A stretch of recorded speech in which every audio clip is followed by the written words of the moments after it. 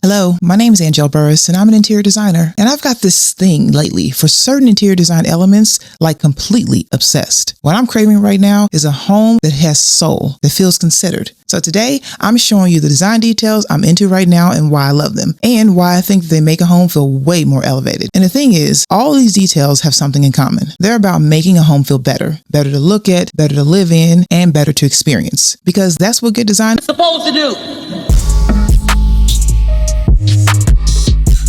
Softer architecture, and I mean curved walls and arches. I love them. I really do. Because most homes, if we're being honest, are just one angle after another. Straight line, sharp corner, rectangle, another rectangle, a slightly more aggressive rectangle. It's like, God damn! But curves and arches, they soften all that, and that's what I like. They confidently and quietly make everything look better.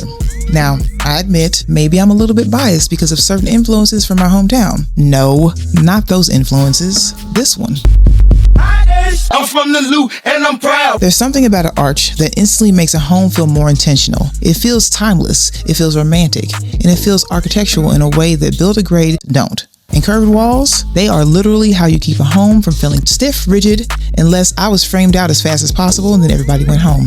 Trust me, that emotional softness, it's crucial. Your home's design impacts your feelings, and these soft, rounded details make your space feel more welcoming, layered, and refined. Now, I'm not saying to go out and put an arch in every available opening and start acting brand new. Calm down. I'm just saying that a little curve can make a space feel a little more luxe. If you want to put your pinky in the air, put some curves in your home, and it will change your life. You can do an arch doorway, arch niche, or a curved transition. No matter what you do, the softness matters, because when a room leans too hard into rigid lines, it can start to feel more sterile than sophisticated.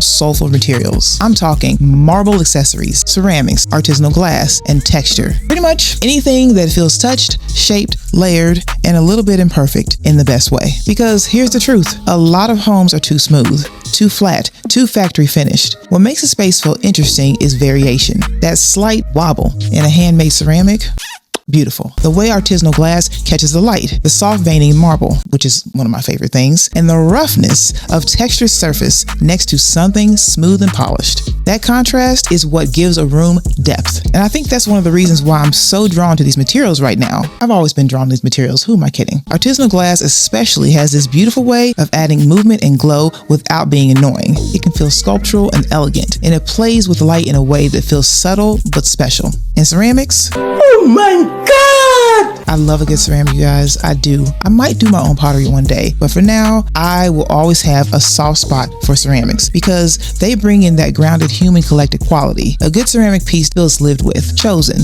loved. Same with marble accessories. Now, I'm not saying that your house needs to be dripping in stone like it's a Roman bathhouse. Stay focused. But little marble moments, a tray, a bowl, an object on the shelf, a soap dish, a box. Wow! Gorgeous. Marble has weight and it has presence. It brings this quiet richness in that instantly elevates everyday moments in a space. And then there's texture. Texture is what keeps a neutral space from falling flat on its face. If you're going to work with warm neutrals, then texture is non-negotiable. Otherwise, your house starts feeling like oatmeal. Maybe expensive oatmeal, but oatmeal nonetheless. Picture linen, boucle, woven materials, ribbed glass, nubby upholstery, natural wood grain, honed stone, matte finishes, and layered textiles. Texture is what makes a calm room still feel rich. It gives the eye somewhere to go, because I'm not interested in a home that feels crowded just to prove it has personality. I got enough of that all on my own. I want beauty without visual chaos. I want curated, not crowded. You know, personality, but with restraint. Sculptural seating. This section right here, this is where the magic lives, and that's sculptural seating. I love it because it hits both function and art at the same damn time. A good sculptural chair, stool, or bench or accent piece does more than just give you somewhere to sit. It creates a shape in the room and it becomes part of the visual rhythm of the space. You know, pieces that feel expressive without being obnoxious. Because let's be honest, some statement of furniture is trying way too hard. It's doing improv, it's begging for applause, and it's exhausting. You see this? This right here? This is not what I mean. I mean seating with beautiful lines, curves, and presence. That kind of piece that instantly elevates a room because it feels collected and intentional. And it works especially well with everything else I've been talking about. The arches, the curves, the earthy neutrals, the texture, everything. Sculptural seating helps reinforce that softer, more artistic direction. It makes the room feel more editorial, more layered, more designed, and I think that that's important because furniture should not just fill a space, it should shape it. When you have a piece with a really beautiful form, it creates a moment. It gives the eye a place to land. And again, it's part of what I want in a home right now. Not clutter, not filler, moments. Pieces that actually contribute something. Because every time I see a room filled with bulky, awkward, shapeless furniture, I just think, people love to talk about furniture and decor. Hi, I'm people. But the truth is, a room can have nice furniture and still feel meh. You know why? Because the color palette is off and the lighting is terrible. Let's start with earthy warm neutrals. I'm really drawn to tones that feel grounded and soft right now. Taupes, soft browns, and creamy whites. Mushroom colors and warm stone shades. Colors that feel connected to nature. These shades do something that a lot of colder neutrals don't. They feel welcoming, mature, and expensive. And more importantly, they make people look good in the space. Warm neutrals have the softness that makes a room feel settled, grounded, and grown. They don't feel forced. They just show up looking good and minding their business.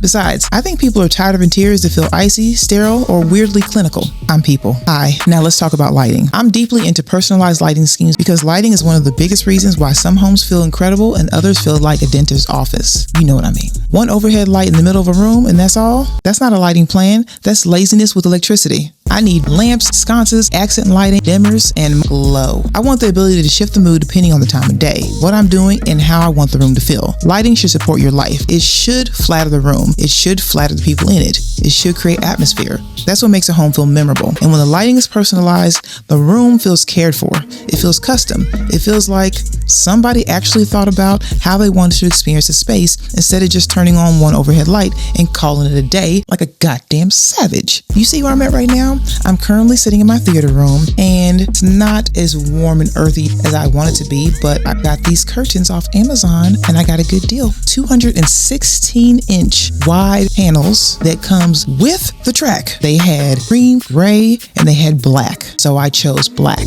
Would I love to have beautiful velvet curtains in here? Yes, but there's two curtain panels here. They're both 216 inches wide, 108 inches long. That in a velvet that's blackout, it's probably going to cost some coin. And unless I keep playing those numbers and hit one day, I'm sticking with these curtains right here. So don't come for my neck, you guys, talking about why does she have black curtains in there? It looks pretty stark in there. Well, guess what? It's my theater room. I need it to be black, okay? Good design is not just about what looks expensive, it's about what feels good to live in. And right now I'm drawn to anything that brings more warmth, more shape, and more atmosphere, and more soul into a home. Now, I want to know, what design details are you guys really into right now? And what are you noticing? What are you saving? What are you suddenly obsessed with?